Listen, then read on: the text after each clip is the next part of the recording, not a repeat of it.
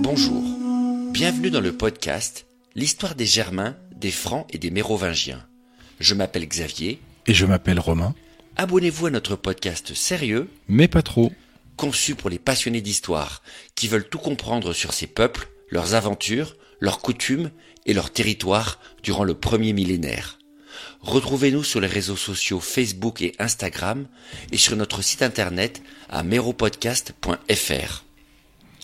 Et n'hésitez pas à nous faire part de vos commentaires ou à nous donner des étoiles sur votre plateforme de balado favorite. Ceci est l'épisode 2, nos cousins germains. Nous avons décidé pour ce podcast de commencer notre histoire des Francs et des Mérovingiens en remontant quelques siècles en arrière. À peu près 200 ans avant l'apparition officielle du mot franc dans les ouvrages romains. Les hommes, les cultures et les civilisations sont toujours nés quelque part, comme l'a bien compris Maximus le Forestier. Et si on ne fait pas le petit effort de fouiller les racines de notre histoire, nous risquons de passer à côté de pas mal de choses. Les ancêtres des Francs, que les Romains appelaient les Germains, nous sont connus avant même Jésus-Christ.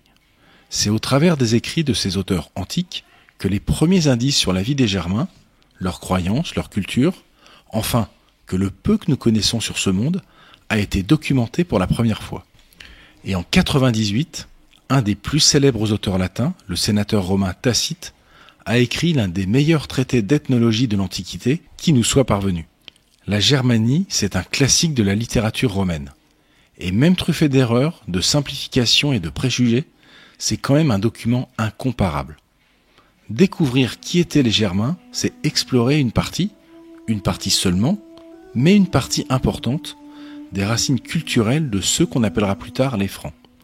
Alors, écoutons un peu dans cet épisode ce qu'on trouve dans la Germanie de Tacite.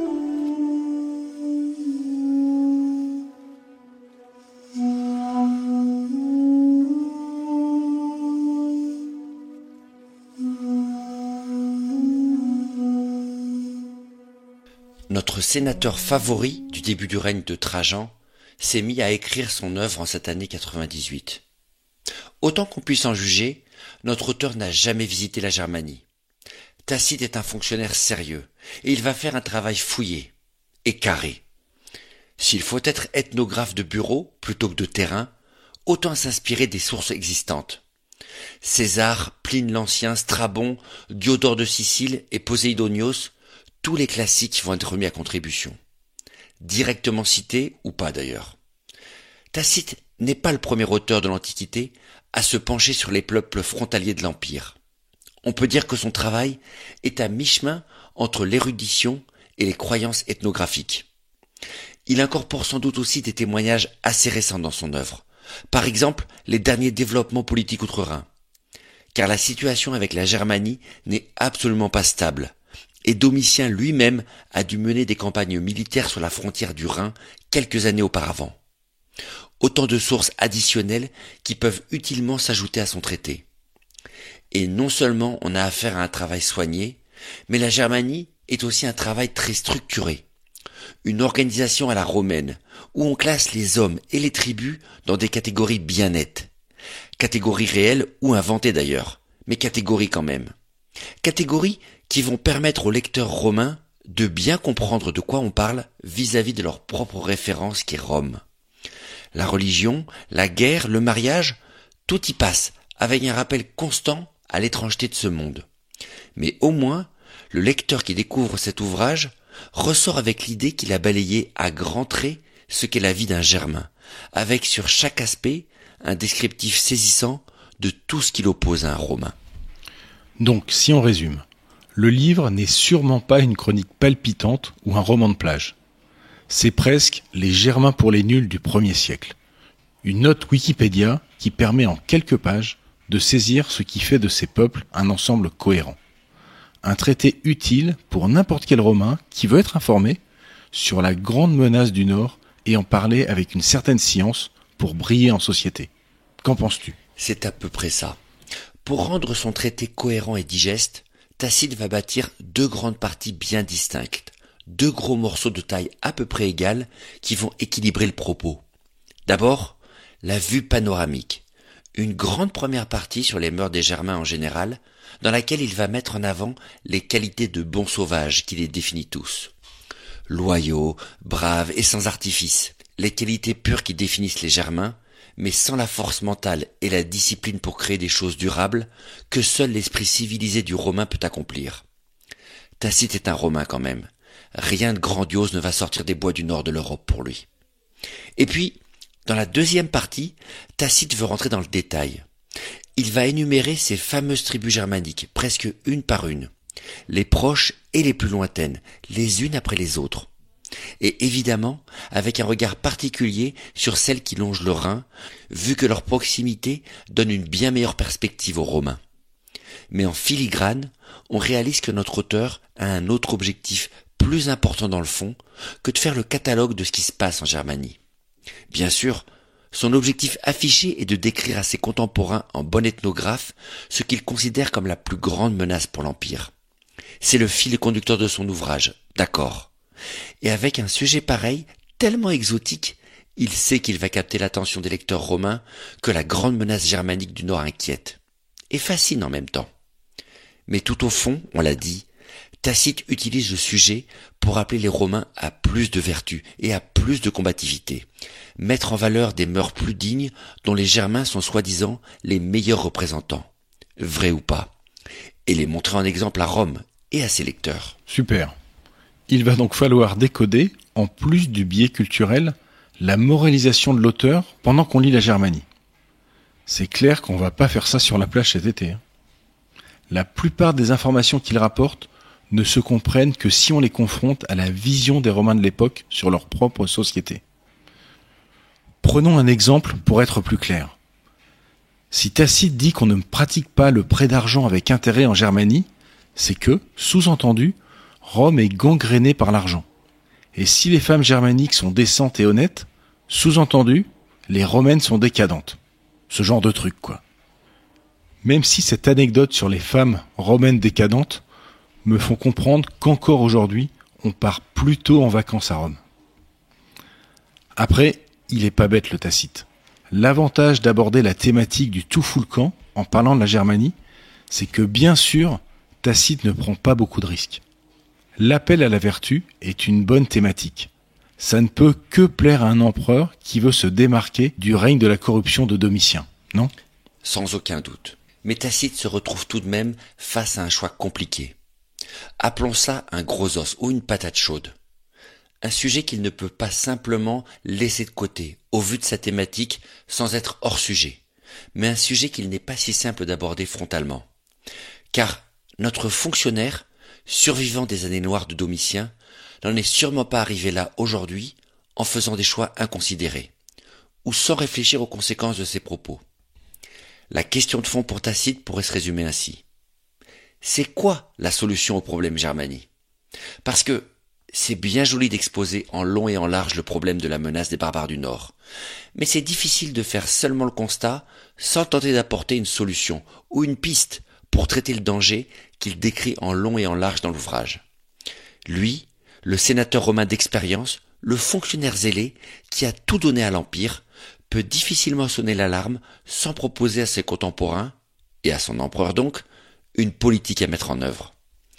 Car l'Empire romain fait face à un choix assez compliqué vis-à-vis de la Germanie, avec finalement seulement deux grandes options à ce stade. Deux options qui sont en débat depuis quasiment un siècle. Rome peut décider de continuer la politique de conquête et d'expansion qui a permis à l'Empire de grandir sans discontinuer depuis plusieurs siècles. Et la Germanie est le territoire à absorber le plus facilement accessible, le plus proche et le plus peuplé aux portes de l'Empire. Il est peut-être temps d'aller mater les Germains pour de bon avant qu'ils ne deviennent trop forts, et de continuer la mission civilisatrice et pacificatrice de Rome comme César l'a fait en Gaule. Ou bien, on considère que l'Empire est déjà menacé par une extension difficile à contrôler, avec d'autres ennemis plus compliqués à gérer, notamment les Parthes à l'est. La Germanie, terre immense et sauvage, aux multiples tribus farouches et indépendantes, est un morceau trop gros à absorber. Face à des voisins si agressifs, Il faut peut-être se contenter de monter une défense efficace, et pas plus. Et donc pour toi, Tacite hésite lui-même sur la conduite à tenir, et cette hésitation se reflèterait dans son discours. Mais comment expliques-tu qu'il n'est pas clair sur la bonne option à choisir ? Est-ce vraiment sa mission de moraliste que de lancer des yaka faucons ? Il semble que son expérience personnelle et son caractère l'incitent à peser le pour et le contre des deux options, sans pouvoir trancher définitivement la question. Son beau-père, un certain Agricola, à qui il a consacré son premier livre très élogieux juste avant la Germanie, Agricola donc aurait réussi à terminer la conquête de la Bretagne, c'est-à-dire l'Angleterre et l'Écosse actuelles, après une campagne de plusieurs décennies extrêmement coûteuse en hommes et en ressources. Et c'était, pour le coup, un objectif bien plus limité que la Germanie. Et puis, il y a sans doute un autre facteur dans cette indécision. Car en 98, la situation de l'Empire vient juste de se stabiliser. Le nouvel empereur, Trajan, règne. Mais Trajan n'est pas là. Non, Trajan est précisément sur la frontière, à organiser ses légions comme les défenses pour faire face à la possible menace germanique, sans qu'on sache très bien quel est son plan précis. Son objectif peut être avant tout de sécuriser sa propre position à la tête de l'Empire, en prenant fermement en main son armée du Rhin. Ces préparatifs ne seraient que des étapes préalables avant de rentrer à Rome, et ce long stationnement en Germanie n'aurait en définitive absolument rien à voir avec les Germains en fait. C'est tout à fait possible. Toutes ces questions sont en suspens apparemment en 98, et Tacite, comme nous, se demande quelle est la bonne option. Pour un homme qui a su faire carrière pendant ces 20 dernières années, pour un homme qui a besoin d'envoyer un signal fort à l'empereur sur sa fidélité au nouveau régime, il faut choisir soigneusement ses propos. Je te trouve un peu dur, sur le coup, avec l'opportunisme supposé de Tacite et sa faculté à retourner sa veste, toujours du bon côté. Si on prend un peu de recul, il y a quand même une autre option à considérer. Tacite est un moraliste. Le sens de son œuvre, c'est de faire la critique de la tyrannie et l'éloge de la sagesse philosophique tempérée. Son objectif est de regarder les événements comme un historien, en quelque sorte, pour y trouver un sens moral, une piste de réflexion sur la condition humaine pour un Romain de son temps. Pas forcément de donner une solution concrète pour la politique de défense de Rome. Donc peut-être que ce n'est pas uniquement la prudence de l'opportuniste qui explique le côté chafouin de Tacite, c'est peut-être simplement qu'il n'est pas consultant en affaires militaires et qu'il n'essaie pas de jouer un rôle qui n'est pas le sien. C'est possible en effet. Mais de toute façon, au-delà de la réponse pratique à apporter à la menace germanique, il y a un problème plus large qui se pose pour Tacite et qui est la toile de fond de tout son texte. Et le problème pourrait se résumer avec la question suivante. Mais dans le fond, c'est quoi un Germain ? Oui, quel type d'homme est le Germain ? Voilà la question qui travaille Tacite. Et c'est une question d'importance, car la réponse à la fameuse menace du Nord dépend sans doute de la nature même de ces hommes, des barbares aux yeux des Romains. Bien sûr, Tacite va généralement suivre la ligne officielle qui s'est imposée au fil des années, et notamment depuis l'époque de César, 150 ans plus tôt. Les Germains sont des hommes dangereux, des ennemis redoutables, des sauvages toujours prêts à se battre. Malgré les remarques positives qu'il fait sur leur compte, il ne laisse aucun doute sur leur potentiel de destruction. Et toute cette rhétorique sur leur caractère belliqueux justifie très concrètement les efforts militaires que Trajan est en train de déployer autour de la frontière. Donc, on peut dire qu'on est dans le propos politiquement correct de l'époque. Et comment expliquer cette dangerosité fondamentale du Germain ? Pour Tacite, pas de doute, l'explication est toute bête. Les Germains ne sont pas comme nous, ils sont différents, totalement, des barbares. Et c'est, là encore, un des clés de ce traité ethnographique. Leur culture, leur climat, leur façon d'être, tout les sépare du monde métissé et culturellement supérieur de Rome. Il nous dit au tout début de son traité, et je le cite, « Les Germains seraient, à mon sens, une population autochtone, nullement métissée par d'autres peuples qu'ils auraient accueillis venant d'ailleurs. » Et puis un peu plus loin, je continue. « Personnellement, je suis de ceux qui pensent que les peuples de Germanie n'ont jamais été altérés par aucun croisement avec d'autres nations et sont demeurés une race à part, qui est pure et ne ressemble qu'à elle-même. Ainsi cette population tout entière, et pourtant si nombreuse, présente le même type physique. Yeux d'azur au regard farouche, chevelure colorée, haute stature. » Voilà, C'est clair, ils sont différents. Voilà la réponse de Tacite. Des grands géants roux aux yeux bleus farouches. Étranges, uniques, et pas seulement physiquement. Ils sont aussi moralement insolubles dans l'Empire romain. Les Germains sont d'une autre trempe que tous les autres voisins connus du monde romain. Amoureux de la liberté et toujours prêts à s'entretuer, ou à trucider leurs voisins. Et par conséquent, la vérité s'impose. On ne pourra pas les intégrer dans l'Empire. Ils sont bien trop différents. Culturellement, biologiquement, moralement, d'une autre nature, quoi. Franchement, comme moi, vous voyez bien le propos qui vient de les laisser tranquilles de l'autre côté du Rhin, du fait de leur barbarie incontrôlable. Oui, mais ce n'est pas finalement si simple à y regarder de plus près. Pas du tout même. Parce qu'après ces considérations généralisantes sur la nature unique du peuple germain, uniforme et homogène, Tacite va passer en revue une longue liste de tribus, une par une. Et là, ça devient, comment dire, confus? Oui, carrément confus. Car dès le début, ça commence mal, dirions-nous. Au chapitre 2, Tacite nous parle des Tongres, et il dit d'eux. En effet, les premiers à avoir traversé le Rhin pour en chasser les Gaulois sont dénommés Tongres de nos jours. Mais jadis, ils se seraient appelés Germains. Alors arrêtons-nous un instant sur cette phrase. Les premiers à avoir traversé le Rhin pour en chasser les Gaulois sont dénommés Tongres de nos jours, mais jadis, ils se seraient appelés Germains. Donc, si on résume, Tacite nous explique que l'origine même du mot germain serait une tribu germanique donc, mais qui a traversé le Rhin, s'est intégrée depuis plusieurs siècles au monde celte, puis s'est fondue dans l'Empire romain. Et c'est son nom qui serait devenu le nom générique de tous les autres peuples frères entre guillemets, soi-disant non assimilables, qui sont eux restés sur la rive droite.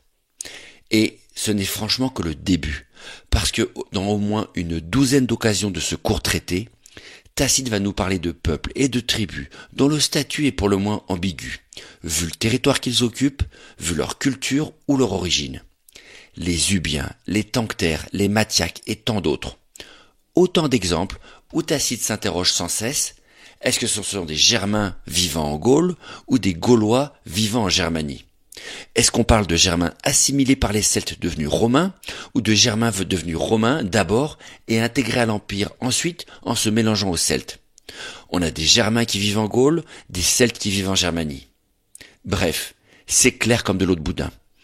Tacite explicite une règle claire et inflexible sur l'homogénéité des Germains, leur caractère spécifique, leur peuple jamais mélangé aux autres peuples, et puis il passe alors une bonne partie de son récit à faire des exceptions à cette même règle qu'il vient d'énoncer. Il semble lui-même perdu dans ses propres explications. Et nous aussi, pour le coup.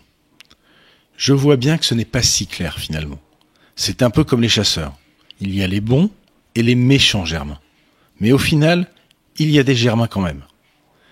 Il n'a pas non plus tout inventé de cette culture et de ce monde qui vit aux portes de l'Empire romain. La démonstration qu'il prétend faire d'une distinction indépassable entre les hommes vivant dans le monde romain et ceux du monde germain est carrément fumeuse, il faut le dire. Nous savons que les Romains ont su s'accommoder avec d'autres peuples très différents, que ce soit par la culture, la langue ou la religion. Alors pourquoi ce besoin de mettre une espèce de limite claire avec ce qu'ils considèrent littéralement comme la barbarie, même si cette limite est plus une construction imaginaire qu'autre chose? D'ailleurs, les historiens modernes parlent d'un proto-racisme, c'est-à-dire d'un racisme argumenté autour d'idées généralistes et réductrices sur un peuple. On l'observe ici typiquement pour les Germains, mais il existait la même chose vis-à-vis des Parthes ou des Calédoniens. Tacite, là encore, devant son ouvrage, doit sans doute peser le pour et le contre avant de prendre une position trop tranchée. Oui, la croyance générale de l'époque, la représentation mentale du monde pour les Romains, l'oblige à céder à la convention sur « les Germains sont des barbares, des hommes impossibles à intégrer à l'Empire ». Et il ne peut pas y échapper. Mais inversement, non seulement les faits qu'il doit établir sur la nature des tribus contredisent cette fable, mais en plus, à ce moment précis en 98, rien ne dit que le nouvel empereur ne va pas renverser la table comme César l'a fait avec les Gaulois ou Agricola avec les Bretons, et se lancer dans une annexion pure et dure de la Germanie. Et commencer leur intégration dans l'Empire, comme Rome a su le faire avec la Gaule au siècle précédent. d'où l'étrangeté du propos de Tacite qu'il est carrément difficile de résumer. Les Germains sont un peuple pur et sans altération, sauf quand ils sont mélangés. Et ils ne sont pas assimilables, sauf s'ils ont été intégrés. Voilà. Le Germain est toujours un farouche guerrier, amoureux de la liberté et impossible à intégrer. Sauf dans le cas contraire. Ce qui nous ramène au cœur de l'ouvrage de la Germanie. À la question de décider quelle posture à adopter vis-à-vis des Germains. Une posture défensive ou une posture offensive? Eh bien, Tacite ne va juste pas trancher. Les chapitres de la Germanie s'enchaînent sur la violence et l'agressivité des Germains et on balance entre les commentaires contradictoires. Tacite passe allègrement des conseils de prudence à leur égard, au rappel des nombreuses victoires de Rome dans le passé. Il affirme l'impossibilité de les asservir, mais il souligne le danger de les laisser tranquilles. Au final, 40 chapitres pour danser autour de la question, et bien malin qui peut définir sa recommandation précise. Tout simplement parce que notre sénateur va bien se garder d'en faire une. Mais après tout, c'est assez malin, non? Quelle que soit la décision future de Rome et de son empereur pour l'avenir, cette position contradictoire peut a posteriori justifier toute situation. Que l'empereur décide de se lancer dans la conquête de la Germanie ou de seulement renforcer la frontière, le propos de Tacite peut être pris comme un soutien de ces deux directions opposées. Décidément, tu insistes sur le côté opportuniste potentiel de Tacite. Un petit malin rusé qui attend de voir comment le vent va tourner pour prendre position. Le fait qu'il laisse planer l'ambiguïté, consciemment ou non, et qu'il laisse toutes les options ouvertes, ne veut pas forcément dire que l'homme est un arriviste prêt à renier toutes ses convictions. Peut-être aussi faut-il accepter que ses connaissances sont lacunaires et donc manquent de précision. Et puis, arriviste ou pas, petit fonctionnaire zélé ou grand moralisateur, cela ne change rien à la qualité de son texte. Qu'il soit un peu fourbe ou non, ne veut pas dire qu'il ment sur le fond de ce qu'il décrit sur les Germains, si on fait abstraction de la soi-disant nature sauvage intrinsèque des barbares d'outre-Rhin. Soyons justes. Tacite nous livre une description exceptionnelle de ce monde. Son travail, même avec les limites compréhensibles de l'époque, est juste exceptionnel. On rêverait d'un document similaire pour les autres civilisations du 1er siècle. Évidemment, le document qui pose comme fondement une séparation fondamentale entre les hommes liés à leur origine ethnique ou leur culture ne tient pas la route à la lumière des progrès de la connaissance humaine. La recherche et la science ont donné tort à Tacite sur ce point, comme à tous ceux qui clament que leur culture est strictement unique et différente de toutes les autres, impénétrable à l'ADN ou à l'influence des peuples étrangers. Mais nous y reviendrons. En attendant, on ne saura jamais vraiment si Tacite lui-même aperçut l'ambiguïté de son propre propos, s'il était conscient de la contradiction fondamentale de ce qu'il tente de démontrer dans son œuvre, ou pas. D'une certaine manière, il se rapproche peut-être des auteurs latins du futur, ceux qui auront vraiment à décrire les Francs vivant dans le monde romain du Bas-Empire. Ces auteurs du IVe et du Ve siècle écriront au moment où l'intégration des soldats issus de la Germanie au sein de l'armée impériale et mélangeront allègrement l'enthousiasme et le dégoût. Quand l'heure des Francs aura sonné, les chroniqueurs latins de la fin de l'Empire d'Occident hésiteront entre deux positions. Le rejet de ceux qu'ils considèrent comme des barbares ignorants et sales, qui font tache dans leur monde, et en même temps, la réalisation qu'ils sont devenus désormais une partie intégrale du nouvel empire romain. Un bel exemple de schizophrénie entre amour et haine, entre acceptation et rejet, qui fait un bel écho aux troubles de Tacite dans son ouvrage. En conclusion, lorsqu'on lit la Germanie, il est un peu difficile de savoir si les Romains veulent ou non se lancer dans la colonisation d'un tel territoire. Comme si, après avoir intégré toutes ces cultures et tous ces mondes, Rome faisait face à un défi particulier vis-à-vis des Germains. Tu dis que Tacite est ambigu, mais une autre hypothèse crédible serait que c'est l'Empire romain qui est dans l'ambiguïté avec les Germains, qu'ils méprisent pour leur sauvagerie, mais en même temps qu'ils redoutent. Peut-être que c'est simplement l'état de l'opinion à Rome qu'on lit entre les lignes et que cette hésitation, ce changement permanent d'attitude, qui va durer plusieurs siècles, n'est pas juste le fait de Tacite, l'opportuniste.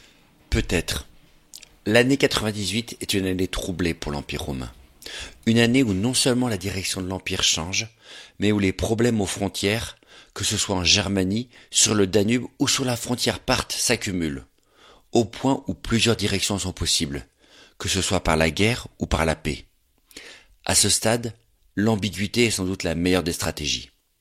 Ambiguïté sur la nature des Germains, ambiguïté sur leur puissance militaire vis-à-vis de la puissance romaine, ambiguïté sur la politique à suivre.